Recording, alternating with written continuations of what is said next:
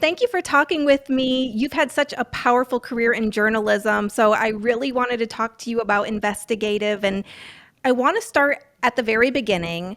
How would you describe your upbringing, and where did your story begin? My upbringing, I'm from the DC area originally, and my parents always believed in really rigorous education and putting me in the best academic environments that they could. And so I'm a Catholic school girl my entire life. My high school, and this is where it will come full circle, Stephanie, was at an all-girls high school in Georgetown. And it was during my time there that my freshman year English teacher, at the very end of freshman year, she came up to me and she said, "You know what? You are a really strong writer. I think you should attend this summer camp for journalism students at the University of Maryland. Bring home this flyer to your parents." Remember, flyers, there wasn't email then, or email had just come out, but no one was using it. And so I had the flyer and I went home and I told my parents, and I actually remember that it was sports journalism. But at the time, I don't know. I've always loved sports, so I guess I didn't think twice about it. And so I went home and I said, "Hey, Miss McGovern said that I should go to this camp." And my parents said, "Okay." It was a week-long thing at University of Maryland, and that was it. As soon as I went to that summer camp, I was sold on being a journalist and reporter. I loved the idea of running around and talking to people and starting your day with nothing and then ending up, well, that would have been a whole week, at the end of the week with some sort of product. And I thought that that was so cool. Would you describe yourself as an extroverted child? Because to do something like investigative, you have to put yourself into a lot of situations. I am less of an extrovert now than I was. So I think growing up, yes, I was very much an extrovert, but I've grown to understand I'm actually more of an introvert than I knew. And I do think a lot of journalists Yes. are. I think that I think because we see so much and we're absorbing so much during the day and we're constantly communicating, our brain is constantly going all day, that when you have an opportunity to be quiet and by yourself, you really value that time. Mhm. And so I think when I was young, it was, fun. I had all the energy in the world. And so I didn't really need all this downtime. But I am now discovering, as a more seasoned journalist, that I really do value being alone by myself, having time to reflect on everything. Yeah. Do you feel like your childhood prepared you for the work you do now? Well, yeah, in many ways. I I was raised in an environment, so going to Catholic schools, right? And being Catholic, that I do feel that part of what I do as a journalist is to help people. I really feel very strongly about that. And so if there's a way for me to help people through journalism, then I'm going to figure out a way to do it. If there's a way that I should be holding people accountable who are supposed to be helping people, I will figure out a way to do it. That's why I'm so passionate about the investigations I do into law enforcement. I have the utmost respect for law enforcement. We need police. We need them all the time. I have discovered through my investigative work, and I think a lot of departments would even agree, that there are a lot of holes in a lot of police departments, right? There are things that fall through the cracks, and I see it happen over and over. My job is to make sure that law enforcement across this country is conducting thorough investigations of every crime that they come across. And that is because my ultimate concern as a journalist is not only for the family that I'm working with at that time, but for every family and every person that lives in that community. Because I believe if I find that there was an investigation that wasn't handled the correct way, that could mean there are other investigations that either weren't up to that point or won't be in the future. And again, we are talking about public officials here. I'm very passionate about that, right? So it's one thing to hold private business and people accountable. That's a whole other ballgame and a totally different form of journalism, which I love as well. But when we're dealing with public officials, taxpayer-funded officials, I feel very passionately that they not only need to be held accountable, but need to answer to journalists for their work. Absolutely. So, speaking of your career, where did you go first in your career and what ultimately made you or eventually made or what eventually drew you to investigative journalism in particular? I went to my undergrad was at Georgetown, and then I went to get my master's at Northwestern because I knew that I wanted to have a master's. And at that point, I was sold on journalism. It wasn't even a question.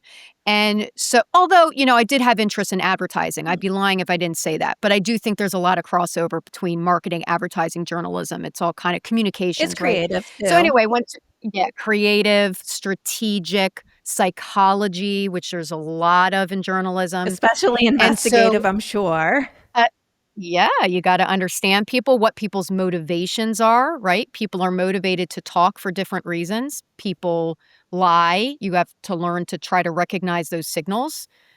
It's all in the eyes and the body language. I'm not saying I'm perfect by any stretch, but I do think doing this job for 25 years, you do start to learn about I'm like, people. oh gosh, So anyway, I got what my am I master's. giving off right now? No, you're doing great. You've got straight eye contact. I'm not asking you any hard questions. So, Very true. we don't have to worry about that. So I went to Northwestern. I got my master's in broadcast journalism, and from there, my first job was at News 12 Connecticut. And then I continued across the News 12 family and then ultimately got to New York. And I like to say that all reporters are investigative reporters or investigative journalists because every day you're trying to get below what the surface is of the story. Well, let me say I believe every good reporter, right, is constantly digging for, okay, this is the story that we think is happening. But is there actually something else happening here? Or did I learn something about this today that I can now take and explore? I had a professor at Medill at Northwestern who's always said, there is always a follow-up story to every single story. So don't ever come to a morning meeting, saying, I don't have any ideas. You always have an idea. And I preach that now. I'm an adjunct at Hofstra University, and I preach that to my students as well. You need to show up with an idea because there's something you did the day before that has a follow-up. Oh, that's like chef's kiss. Such good advice. So, where did you go next after that market?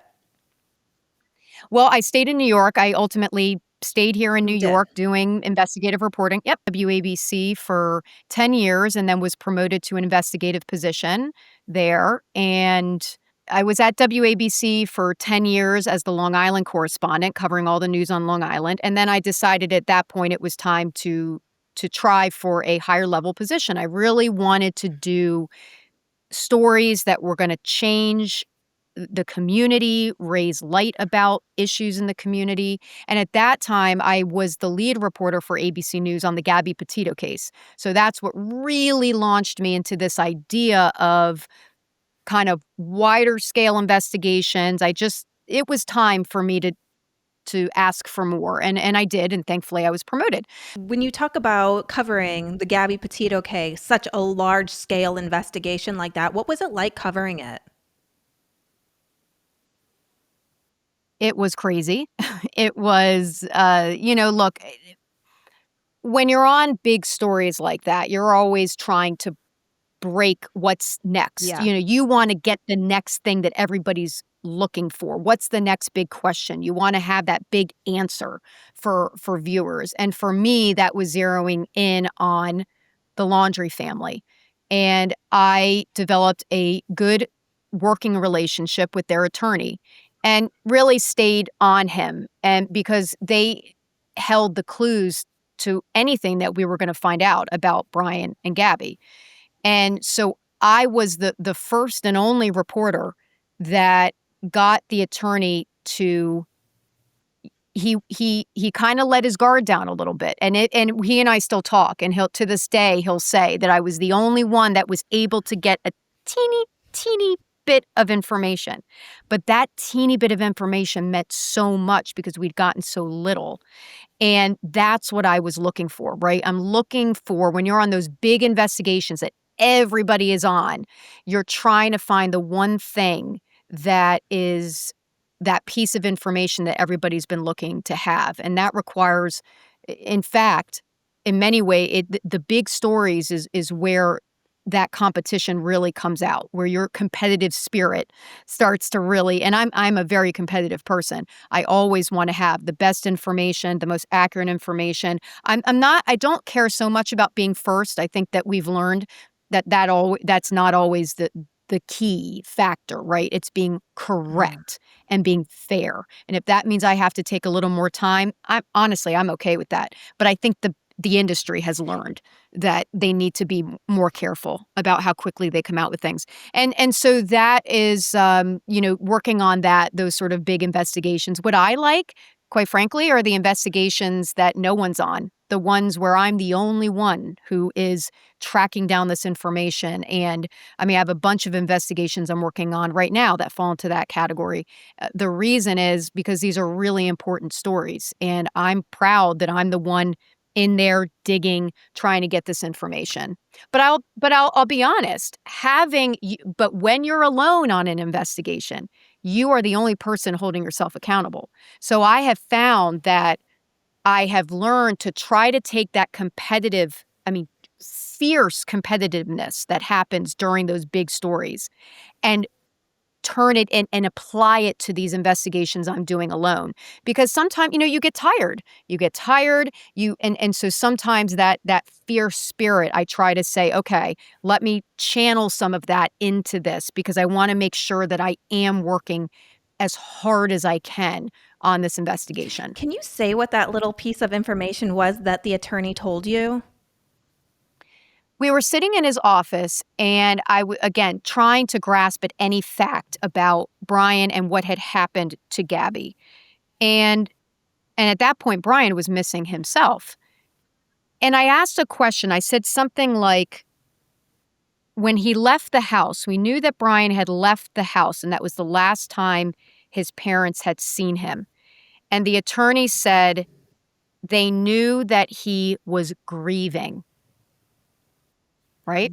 That was the first time, the question that I didn't follow up with. And to this day, it still bothers me because I was so taken aback that I had gotten this little piece, and I should have kept going because the next obvious question is grieving about what? But it's almost like it was unsaid. We knew what he was grieving about. I should have asked. A good reporter would have asked. I was exhausted. It was very late at night. And I think I was so stunned that I had finally gotten this nugget. And that then turned into, there were a few headlines the next day about that because, again, it was the first time we were hearing that there was some sort of acknowledgement on Brian's part that something had happened. We didn't know what it was, but that he was grieving. And so to this day, the attorney, when we do talk, he'll say, "You were the only one." He said, "I slipped up. You got me." Yeah, and that makes me think of a great point. What advice would you give for aspiring investigative journalists, and even journalists in particular, getting people to open up? Because that is a skill, and you've been doing this a long time. Yep. You're always looking for, first of all, you have to understand why this person's story is important. And you have to really genuinely believe that and think it. Because if you're going to talk to somebody about why it's important that they tell their story, you really have to think about it from their perspective. I find, many people are motivated to go on camera and talk to help other people. It's not about them. It's not about their story. Many people have a very hard time understanding that their story is a story. Remember, this is their life. Think about your own life. If someone was to come to you and say, this is a huge story, you'd say, it's not a story, it's just my life. But it is a story. And so a lot of people can't fathom why what they're going to say is so important to anybody. And when you tell them, but what you went through, you have the ability to prevent this from happening to other people or to make sure that this doesn't happen again, that is your ace in your pocket. 9 times out of 10, that will work to get somebody to talk. And it's not, and I shouldn't use the word working. It's true.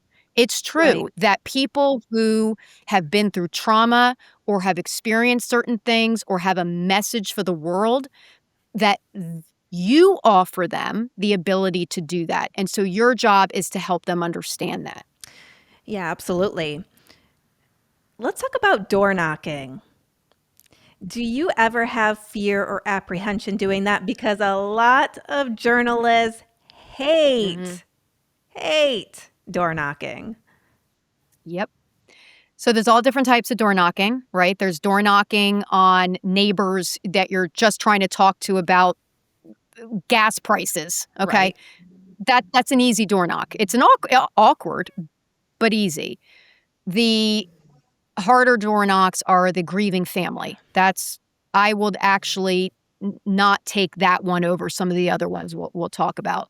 So the grieving family is the most difficult door knock that you will do emotionally. And what you need to do is, really put yourself in their shoes. And look, I always do a door knock. I know a lot of people won't, and ultimately it's your decision.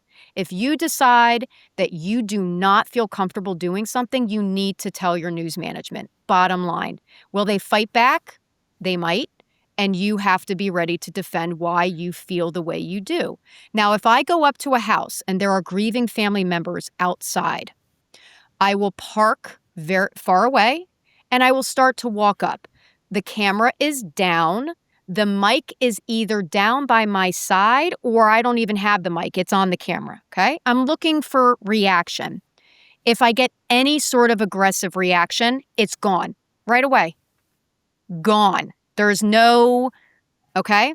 If I get a sort of mixed reaction where I've got some people that are looking, some that don't really know what to do, some that I make eye contact with. Okay, so once you make eye contact with somebody, you have an in, because people who don't want to talk to you will not look at you. You're wasting your time. If someone doesn't make eye contact, even for MOS, by the way, people are coming out of Target and they know you. They see you there with the camera. Don't you worry Yeah. about that.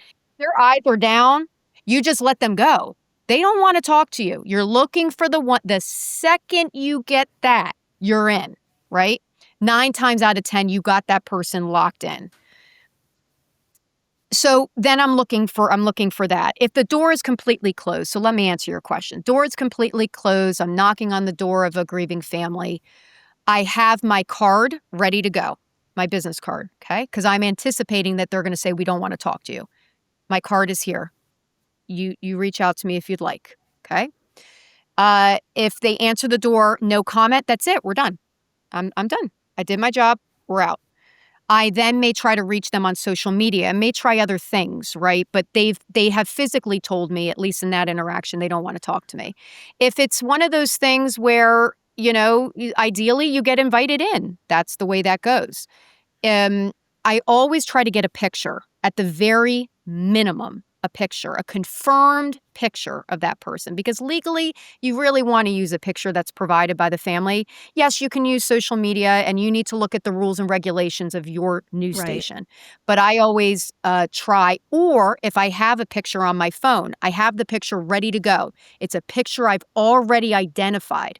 And so I have my business card, picture of the victim on my phone, and those are the two. If I can't get anything else out of this family, those are the two things I want to get done. At the minimum, the picture. Can you confirm that this is your loved one? Yes or no. Usually, most people say yes or no. It's very rare that someone says, I'm not going to answer that. It happens. very rarely. And the second one is, here's my card. And you just have to be prepared. Now let's talk about the anger. So the door knock of somebody who's done something wrong or may be angry at Mhm. you. That's a completely different scenario where you're actually going in worried about your Right. safety. So you know, it I really don't like to do door knocks with the camera for anybody on the shoulder. It just inflames. Now, public official at their house. Now, some people may disagree with me. I'm going on the shoulder with the mic again, because in my mind, you can disagree with me. This is a public official. Am I at their private house? Yes, I am. But I do believe that public officials have given up some of their right to privacy, and this has been established in courts of law, right? Um, but for anybody else, you want to knock. And I had a security detail once that I did take on a very sensitive door knock. Explain to me, when you knock on the door, step. So if the door opens, you don't want to be right there. You want to step to the side. So when they open, they're actually not seeing anything.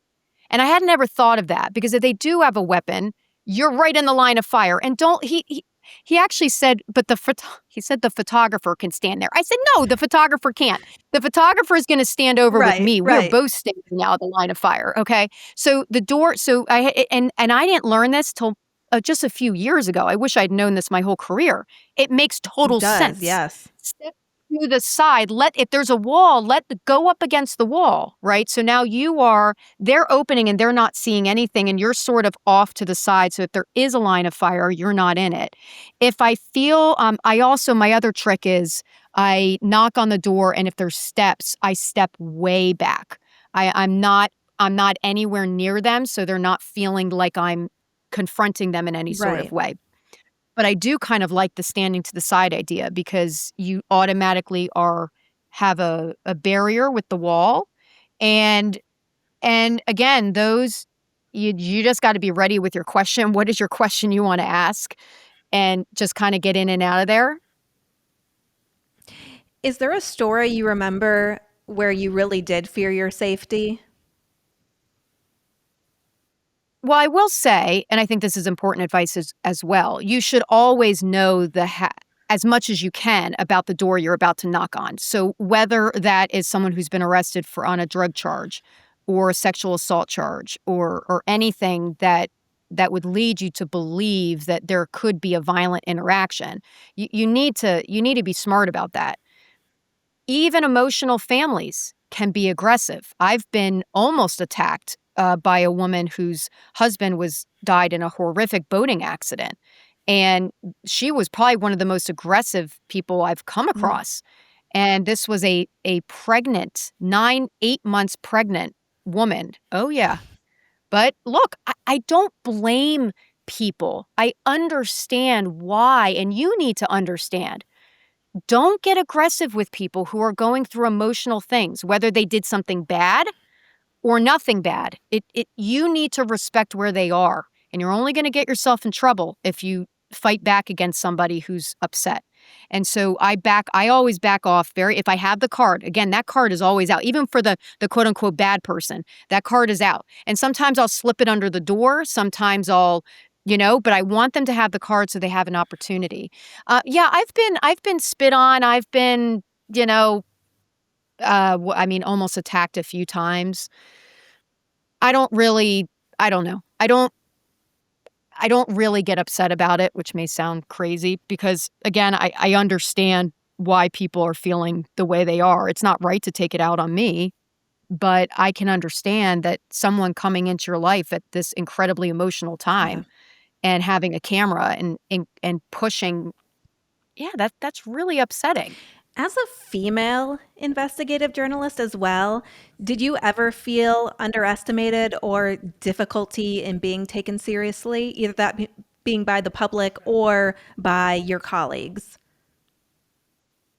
Never by my colleagues, because I think I'm a strong personality. I think when I walk in the room, people kind of know, just, you know, I have a very strong Yeah. presence. And very confident, very know my value and those sorts of things. So never with my colleagues. With law enforcement, yes. So law enforcement, because it's mostly male, they will, some of them are very surprised that a female can stand up to them so it's all in the handshake, right? So whenever I shake the hand of a police chief or fire, you don't have to worry as much as about the ego. The fire is typically more of a nurturing male type, right? Given what they do, EMS and fire. Police can be, they've got strong personalities. And so I give them the strongest handshake. If they try to, and I've had them try to crush my hand, that's what they'll do. They will attempt, I can actually feel my knuckles cracking, right? I, I, with every inch of me, will shake their hand till they're almost in pain. And that is a signal to them that no, we are going to do this. We are going to talk. We are going to, you're going to be, give me as much as you can. And I think that those subtle signals, and so I encourage any female reporter who is out there who has to interact with law enforcement, particularly, if you don't have a good handshake, get one. Get one, learn how to, my father taught me this. I get comments all the time from law enforcement. Wow, that's some handshake. Because that is a signal to them that I mean business. Yeah, don't mess with me. Why? Exactly. Don't mess with me. You may be able to mess with this family, or maybe you met, but this, you need to take me seriously. What's one of the boldest decisions you've made in pursuit of a story? Can you think of one offhand? That's a really good question. Oh, well, I did just, I'm now getting more into booking. So I'm developing shows for the various streaming networks. I have my own production company, which I established a year ago. Amazing. And I quickly realized— Congratulations. Thank you. I quickly realized that a huge asset that we have as reporters is booking people, right? Because production companies have these great ideas about the stories they want to do and these series they want to develop. But if you don't get out there and you get these victims, your story really doesn't matter. And so I quickly realized that I could offer to these larger production houses going to places to go try to book these big interviews. So just a few months ago, there is a source that is everybody wants right now. And I had already partnered with a production house. I'm going to be featured in one of their true crime documentaries. And so they learned very quickly about who I am and how hard I work. And so I was on LinkedIn. I followed on LinkedIn the source's representative. And I'm scrolling in bed one night and up comes that this source, the source's rep, is having an event in Boston, and it's a public event. Anybody can go. And I said, well, this is great. So what did I do? I registered for the event. I went up to Boston, all on my own dollar, by the way. It's part of, doing production work. And I went to this event and I met with and let's just say it was an event that I was a little walking into the lion's den. But I think it's another thing, reporters, it's such a huge asset that we have is being warm and cold environments, right? You can walk into something cold and even a place where you may not really be valued or liked, and you can somehow figure out how to make it work. And so I went up there, we had a great conversation, and we're continuing to work on a relationship with this rep to ultimately try to book this source. Interesting. What I want to know, as you were talking about that, I want to know, what does your process look like when you're starting an investigation? First, it's listening to the person who contacted me, really hearing them out. And I talk to everybody until I determine that you may actually be crazy. And I mean that in a way that you may actually have mental health issues. I will talk to you because I find that, and I say this to my students all the time, people that by the time they get to the media, they've been through a lot. They've been through law enforcement not listening to them. They've been through politicians not listening to them. And so by the time they get to us, they sound crazy because they're at their wits' end. And your job is to figure out whether there's something to this. So my first step is talking to whoever talked to me. That can be an hour-long call. That is just off the record, trying to understand everything that is going on in their life or their community or what's happening. Then second step is verifying, right? Okay, well, they told me this. Let me go online. Are there any stories about this? Is what they said true? Can I find any sort of, and now with ChatGPT, I mean, it makes it so much easier to kind of do some deep diving and figure out if there's any legitimacy to what people are talking about. And so that's my next thing. I'm trying to make sure that what they've told me is a legitimate issue, legitimate story. And then once I do that, I'm looking for documentation because you need to rely on documentation in investigations, especially from a legal perspective. That's what protects you legally, is having all the documentation. So then I'm looking for that. Then I'm looking for voices. The voices for the story. So if it's not just the person who called me, who are those other people? And that's actually very simple because as you're doing that research, you're going to find the other voices along the way. Or you call back the original source and say, is there anybody else that you think I should talk to about this? And if it's an investigation that requires me to, there's another side to the story, that's where it gets a little tricky because sometimes I don't want the other side to know right away that I'm working on it because that could affect, what they're currently doing, how they're currently acting. And I don't want them to change what they're doing because I'm actually trying to watch what they're Mhm. doing. And so you have to that's where it gets more Yeah. tricky. When do you reach out to the other side? Because I just had this blow up in my face actually a few days ago. I was supposed to have a very big meeting with the police department in Florida about a death investigation they did. And I decided we were supposed to talk on Monday, and I decided on Friday late in the afternoon, to send them some information about things that I wanted to discuss with them on Monday.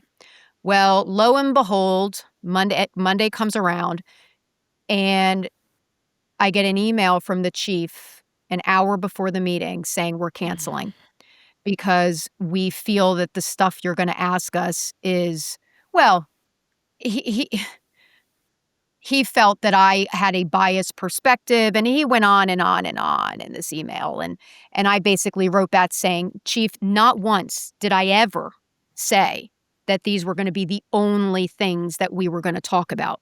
And I respectfully request that you keep our meeting in an hour because it was 2 months in planning and it had former law enforcement there as well. So retired people Mhm. who were on that case.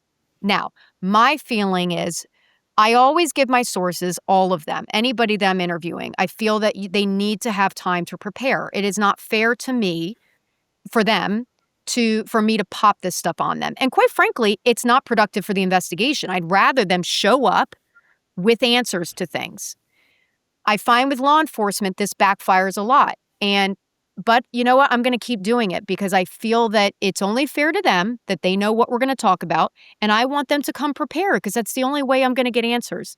I had this happen with another police department recently as well, where they asked for a list of questions. I didn't send them all the questions. And there's a reason I didn't send all of them, but I did send a select few. And that interview also got postponed. And as a journalist, that immediately raises alarm bells because you should be able to answer these questions. These are questions that you should have in your notes or in your database. I am not asking you trick questions. These are questions based upon documentation that you should have at your availability as quickly as possible. And so now I'm emailing that department and saying, when are we rescheduling? Because you haven't gotten back to me about when we're rescheduling. And then you don't hear. Yeah, exactly. Well, they'll hear. Yeah, they'll hear. I'm relentless. I'm really Yeah. relentless. And if I don't hear back from a police department, I go to the mayor or whoever the head is. And actually, that worked with the first department I was telling you about. Didn't get back to me. I gave it a month or two of emails and call, maybe a month. 2 months is too long. And then I went to the mayor. I went to the mayor of the town and I said, "Do you think it's acceptable that I'm trying to get to the answers here and your police chief is not getting back to me?" Well, what do you think happened, Stephanie? Within 24 hours, email back from the Of chief. course. Yes. Not only an email, a phone call out of the blue, out of the blue. And so again, for public officials, I believe that this is a perfectly fair course of action. I have given you weeks, if not a month or 2 months, to respond to me. You don't do that, I'm going to your boss. Your boss should know that you are not responding. And then typically that will get her. And if that boss doesn't respond, I go to the next level, whether that's the state attorney, whether that's the whoever it is.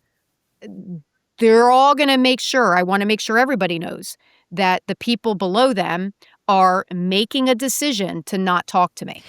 Is there a story that you've done that you really feel made an impact, or one that you will not forget? There are so many.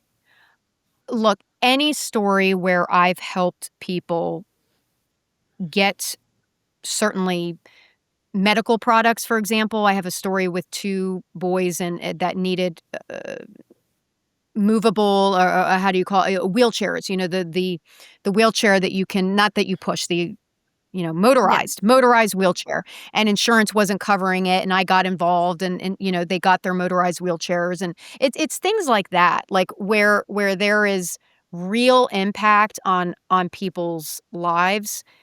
Those are the ones that I will always cherish.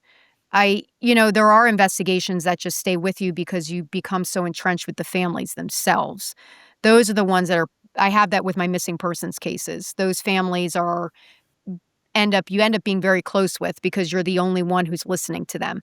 So those are a little bit of a heavier burden, quite frankly, because you're carrying them with you. I think about the families of my missing persons like at least once a week, if not more. I mean, probably multiple times a week, because you're the only person that is listening, that it's trying. And I'm constantly trying on these cases. Even if I'm done reporting on them, I'm always thinking about how I can try to leverage something new, or can I try that source again? Because I know the people who know exactly what happened to these missing people.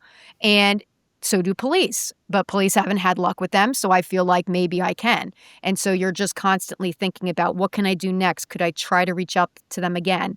That's just like a constant, like, gnawing away. Yeah.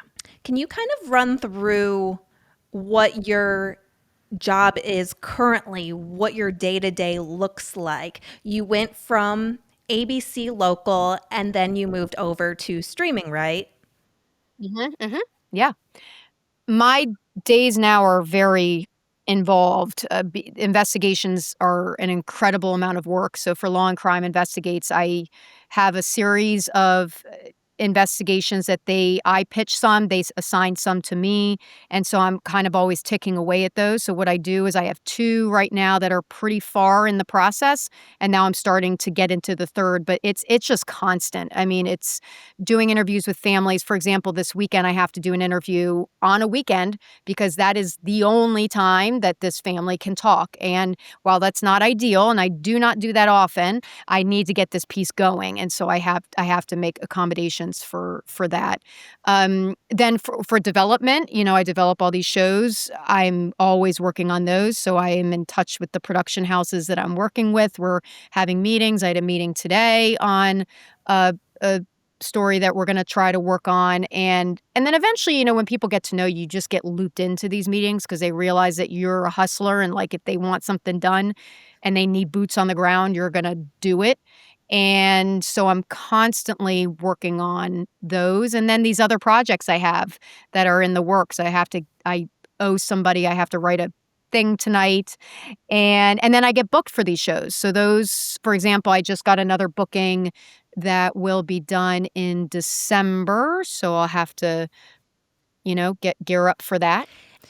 When we talk about your career trajectory, you were at the local stations and then you moved over to streaming and you moved over Mhm. to Hulu's first ever crime series on missing people, behind the scenes of Law and Crime Investigates, Nancy Grace's podcast, 2020. I mean, you've been featured in so many. What has that change been like for you going from local into this new streaming way?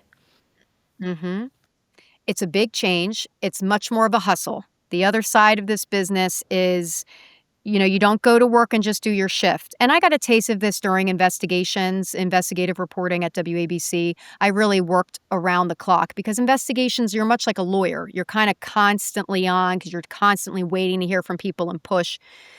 The other side of the business, though, is incredibly rewarding. You get to make your own decisions on what you want to report on, who you want to work with. You also have incredible freedom. I don't have to ask anybody to go on vacation. I don't have to work snow shifts. I don't have to work holidays. These are things, and that's important to me at this point in my life. For the younger reporters, no, sorry. You need to be out there doing these things. That's what we all did. And you need to learn how to because you will be much more respected in this line of work if you go through the sacrifices that we all did. But 25 years of that was long enough. And I am really loving on the other side of the business the independence, the freedom, the flexibility. Now, with that comes an incredible necessity to hustle. You're constantly hustling because if you want to be in this other side, streaming is moving fast. Development on these shows moves slowly, but you have to be moving quickly, which is an irony of development. And so lots of meetings, lots of pitches, lots of calls, it's just constant. But there's something really exciting about the other side of this business. I didn't think I'd ever be on the other side. I loved being in legacy television, but it's becoming harder and harder for lots of people to continue to survive in that environment. And I want people to know that if you're fearful that you may be laid off, I can assure you there are so many opportunities on the other side of this business, whether it's going into marketing, communications. If you still want to stay on TV in some sort of way, you're going to have to hustle. You're going to have to work really hard, but you can network and make it happen. It's kind of like going back to when we were young and had our first reel and we were on our road trips knocking on doors. It's the same thing. And if you're willing to do that, you can stay in this business. It's just going to look a lot different from what you're used to. For journalists that want to pursue the space of investigative journalism, what advice would you give? Start looking at stories that look like anything else. You have to start practicing. So I think you need to start, if there's an issue in your community or a story that you've done that you feel passionately about or you think deserves more attention, look into it. I mean, I would hope that you work for a place that would allow you to have some time, ideally, to work on some of these stories. And I think if you pitch it to your management in the appropriate way, that this is an important story for our community, just start digging. You're gonna love it once you get into it. If you're sort of an intellectual, which I certainly am. I loved school. I was a total nerd. I just love learning. And so if you're like that, you're gonna love investigations. And the challenge is finding the time. So if you can get clearance from your management to have a little bit more time to dig into things, do that. Because if you do want to have a position as an investigative reporter anywhere, if you're going to stay in legacy TV, you have to have that on your reel, right? So you got to start building up that reel. So if you're going to build up the reel, you better start doing some investigative stories. Speaking of reels, when you look at aspiring investigative journalist reels, which I'm sure you do, what sticks out to you as a good, solid investigative reporter? Mm-hmm. Well, you want that delivery. Like anything on your reel, the first thing that you see should just be you looking amazing. I know that I may digress, but it's actually very important. So the first thing is if you're a man, it's you looking dapper and handsome and commanding. For a female, it's your hair is perfect, your makeup's perfect, you're commanding, you have, right? So I always recommend, because let's look at the psychology of what we do, right? You just need to grab people for a second. And so I'm not saying that the first thing on your reel should be this amazing investigation. I wouldn't. As you know, Stephanie, though, reels are very subjective. So you have to do what you think. I feel, based upon what I know of humans and psychology, that you just want to look good for those first few things. And if that means you have a short montage, that's what I would recommend. A short montage of you doing some investigative reporting, your intros, maybe some teases, maybe some something, just looking and sounding amazing. And then you get into your pieces. And the pieces you're looking for, please don't go do an investigation on, well, I was going to say anything weather related. I guess you could do weather related, but it's got to be unique. You're looking for one of the best reels that I ever saw. It was years ago. And she ended up, it was a mentee of mine, actually. And she ended up eventually coming to New York. And now she's left the business because she wants to, she's a mom. She's got a lot of other things going on, but she's happy she left. She was done. She really had done her career and she was happy.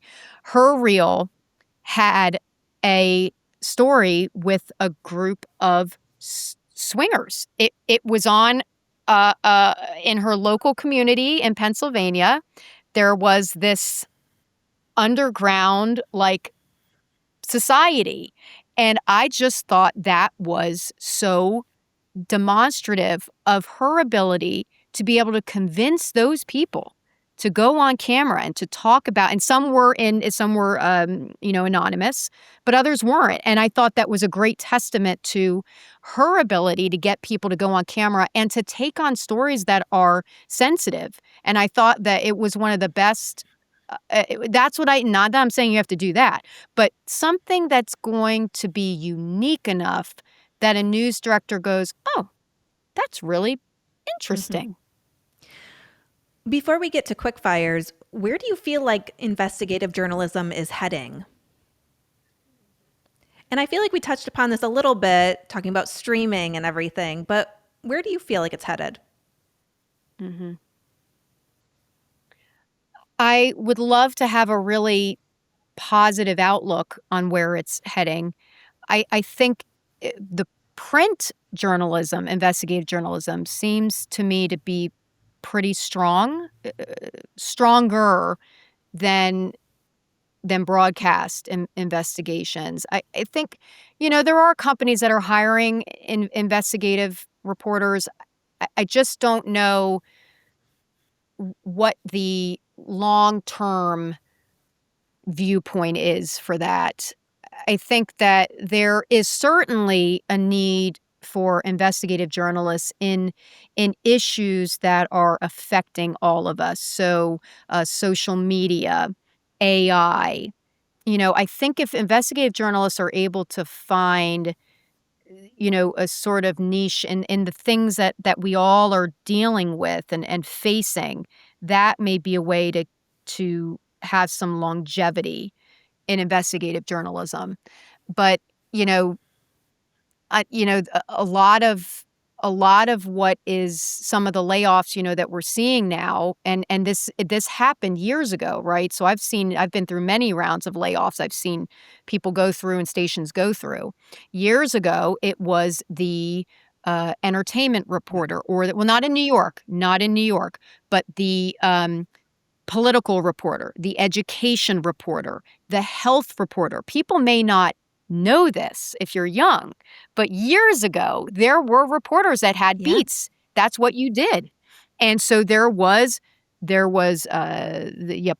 politics, health, education, courts, right? And so there was a unique reporter for each of these things. Well, when the economy first tanked in 2007, and then it happened again where the business has gone through this, those are now gone. And I fear that the investigative positions are ones that are being eyed now because stations no longer they don't want to pay for people to just do one thing. You need to do everything.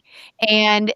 And which is ironic because investigative journalists can do anything, but they no longer want to have that on their budget line. They just need people who can do everything. And so, I wish I had a more positive outlook, but I don't necessarily. Do you think then the best way to approach investigative, if someone wants to get into this, is to maybe look at other opportunities in which you could do that, like streaming, like production companies, and things that you're Mhm. doing right Yeah. now? Yeah. So it's an interesting space in the streaming world for investigative journalists right now and journalists in general. There's a feeling that these production companies and the buyers, so, the various buyers, the Netflix and the Hulus and the ABC News Studios they actually don't want the reporter face. It's actually not a great time to be in this line of work. It's very competitive. But I do think what I've found is I am getting bookings for some shows based upon the fact, well, because I network like you cannot believe. I just throw everything out there that I can. By the way, LinkedIn has been a lifesaver. I have gotten so many good connections and gigs from LinkedIn. I don't know what I would have done without it. But I find that a lot of these production companies, they think that they don't need the reporter to weave them through the story. But they find when they get down to it and they start writing, they need that Mm. person. And so I like to position myself and I'm revamping my website and doing all of this to make it more of a booking site, because I do think that I've seen it. And I know because I did a whole series on Hulu. I know what it's like you need to get from point A to point C. And the only person who's going to get you there is not the victim. It's not law enforcement. It's someone who knows how to get you from A to C, because this is what we do all day long. We write.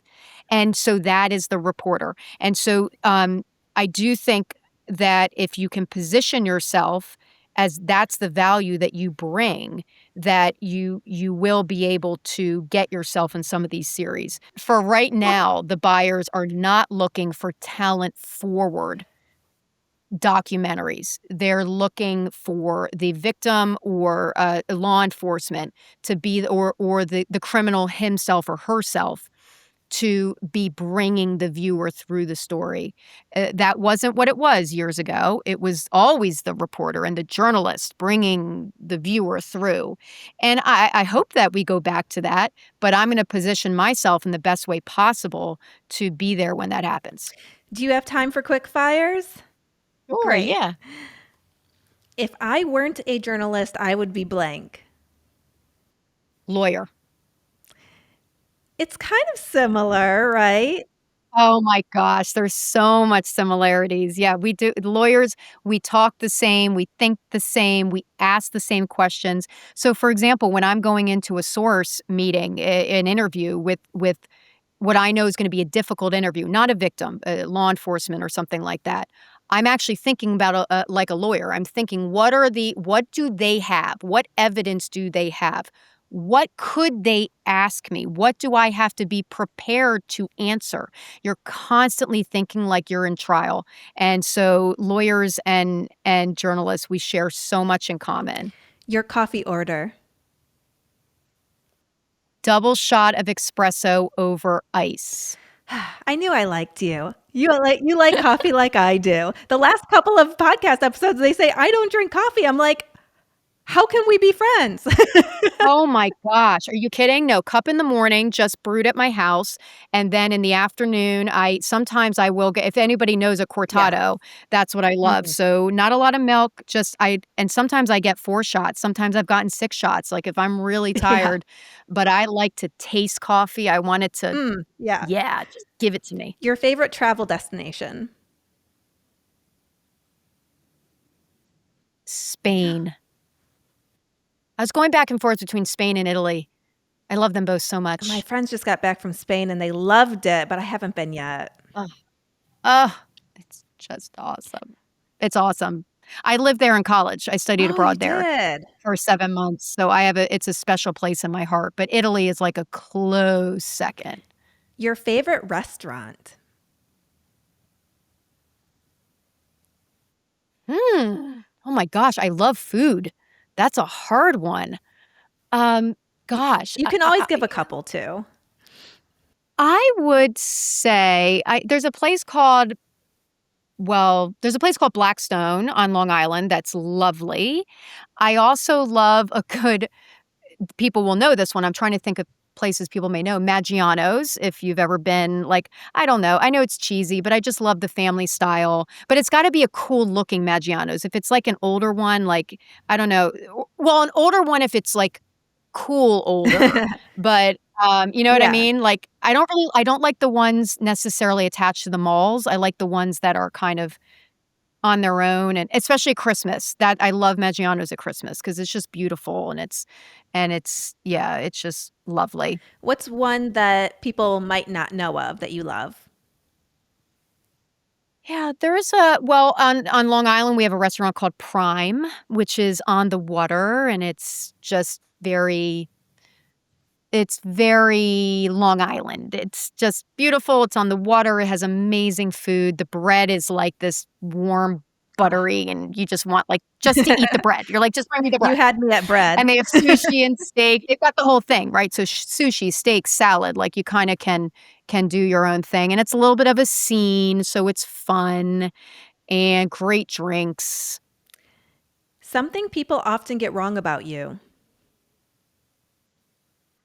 That I'm mean. Like a lot of people, yeah, I get that a lot. Or mean or a B, the B word. I get that because or a lot of people think I'm gonna be that way, and then they realize I'm not. I think that I just come off very strong, and it's not because I want to intimidate people or make them feel badly. I'm a little bit of an intense person, and so I've tried to when I'm in environments where I feel like I find this mostly with women, by the way. I really don't have problem with men at all because I can hang with the boys. I'm very strong and it's women that I have to sometimes I feel like if I'm coming off too strong, I'll try to soften myself a little bit because I do know that I have that impression on people and I really don't want to.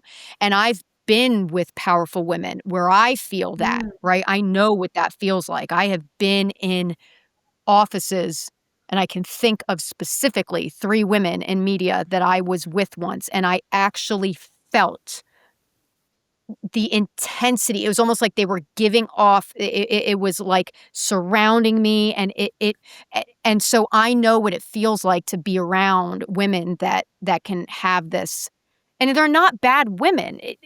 It's just really Right. intense.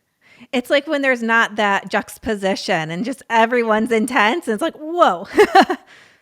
Yeah, and they're not even being intense, it's just who they Yeah. are. It's like this aura, and it takes up the whole room, and it's very intimidating, and I don't ever want people to feel that way about me.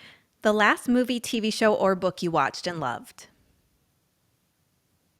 I love Breaking Bad. I don't get a chance to watch I don't have time to watch Yeah. TV.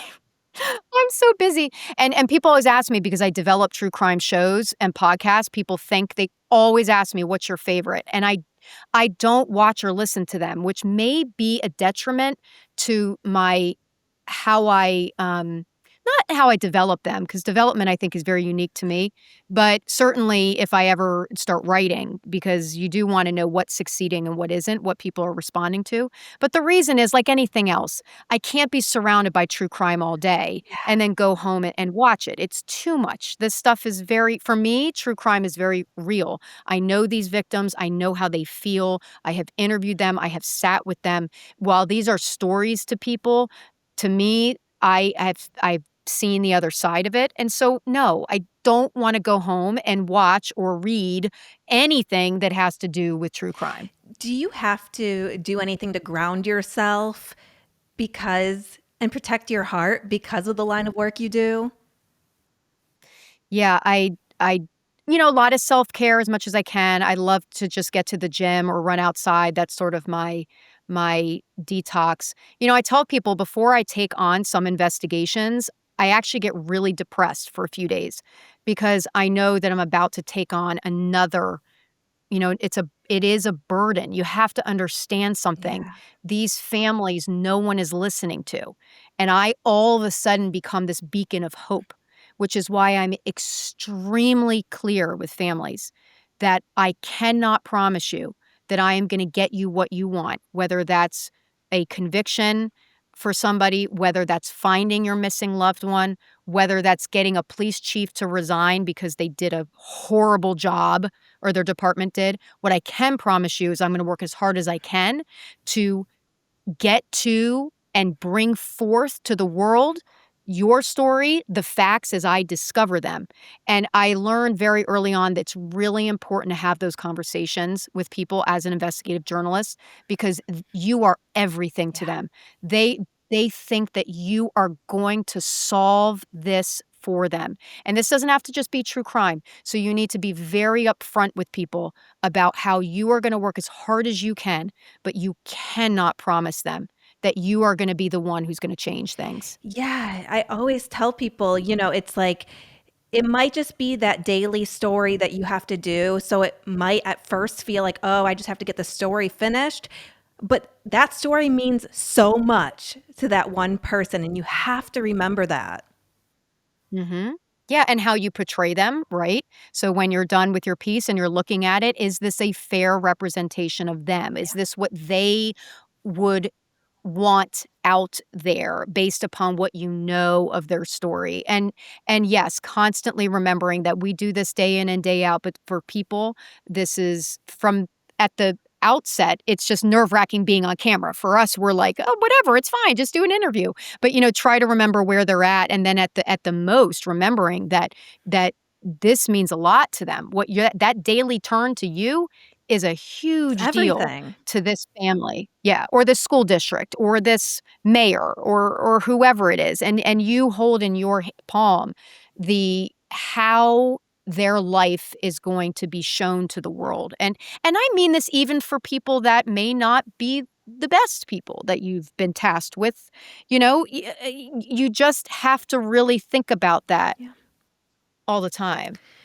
If you could switch lives with one person for a day, who would it be?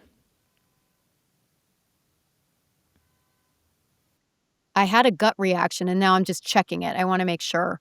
This is going to sound really weird, but Angelina Jolie, Mm. she's like my muse. When I was just redesigning my website, I had to send my web designer like pictures of mood boards. And I found myself, I just think, look, I'd love to see what Hollywood is like not forever. No, but I would love to just be in it for a day and kind of see like, what is this like being really famous. But again, I don't want people to think I have no desire to be truly famous all the time. I really don't. I think it's actually a horrible life. But just for a day. And then I just think that she's involved in so many wonderful things around the Mhm. world. To me, she is the epitome of someone who has used her fame and her money for good. And I think that more famous people, I know a lot of them do, but there are a lot who don't. And I think that she is a great example of the work she does in third world countries with the UN. I would just love to see what is that like to be famous and beautiful and graceful and smart and have your children and be changing the world. Yeah. Switch lives with her and then interview me. Yeah. One thing you're deeply grateful for right now. My family. Support. Support is everything. My husband, my kids, my mom. My dad unfortunately died a few years ago. But, yeah, family. I mean, you can't do and health.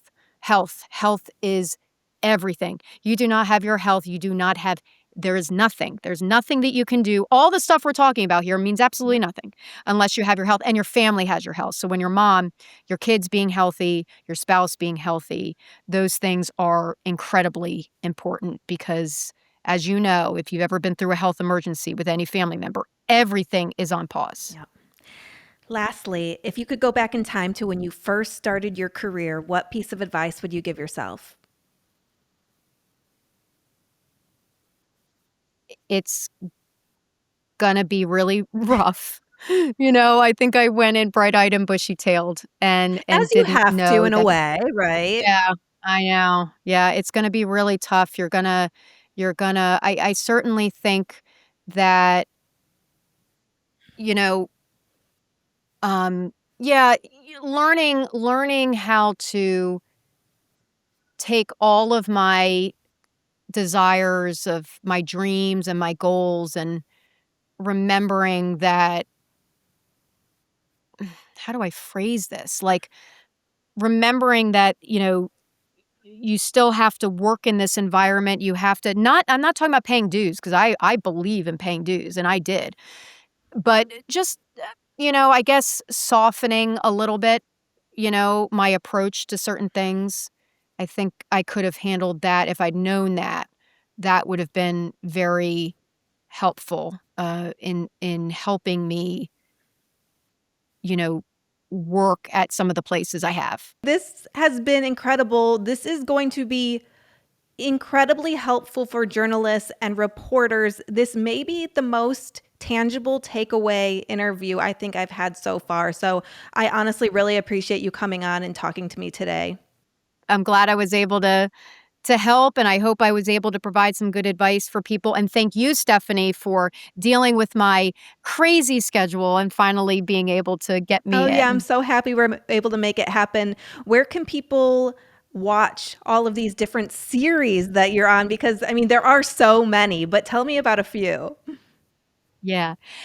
Certainly go to KristinThorne.com and you'll see everything there. Hopefully, my new website will be up soon. You're going to be seeing me in a lot of things. I can't talk about them, but when you see certain true crime shows, I could tell you will be on the Long Island serial killer. So you can keep your eye out for that. That will be on a very big platform that will be coming out. And then I'm going to be featured in some smaller true crime series, but you'll see them around.